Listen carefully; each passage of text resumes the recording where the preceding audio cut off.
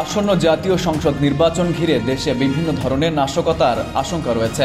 এই শঙ্কা প্রকাশ করেছে খোদ নির্বাচন কমিশন। সশস্ত্র বাহিনী, আইনশৃঙ্খলা বাহিনী ও গোয়েন্দা সংস্থাগুলো প্রায় একই ধরনের কথা জানিয়েছে। তাদের ভয়, প্রবাসীদের পোস্টাল ভোটিং নিয়েও নাশকতা হতে পারে।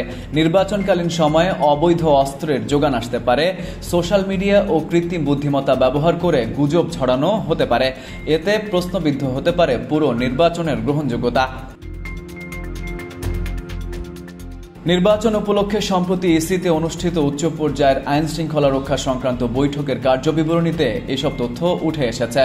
ওই বৈঠকে নিরাপত্তা ও ঝুঁকি বিবেচনায় সমন্বিত নিরাপত্তা পরিকল্পনা প্রস্তুত সহ 22টি সিদ্ধান্ত নেওয়া হয়। রোববার ওই কার্যবিবরণী সেনা, নৌ ও বিমান বাহিনীর প্রধান, পুলিশের আইজি সহ সব ধরনের আইন শৃঙ্খলা বাহিনীর প্রধানদের কাছে পাঠানো হয়েছে। এতে সংসদ নির্বাচনের 42,000 ভোট কেন্দ্রের মধ্যে 28,663টি ঝুঁকিপূর্ণ বলে উল্লেখ করা হয়েছে।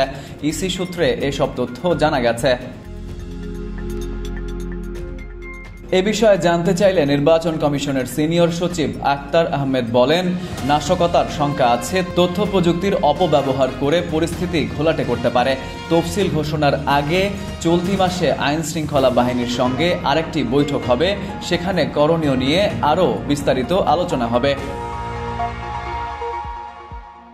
ডিসেম্বরের প্রথম দিকে ত্রয়োদশ জাতীয় সংসদ নির্বাচনের তফসিল ঘোষণা এবং ফেব্রুয়ারির 12 তারিখের মধ্যে ভোট গ্রহণের পরিকল্পনা রয়েছে ইসির। সে হিসাবে তফসিল ঘোষণার বাকি অল্প কিছুদিন। এ সময়ে দেশের বিদ্যমান আইন শৃঙ্খলা পরিস্থিতি নিয়েও উদ্বিগ্ন নির্বাচন কমিশন।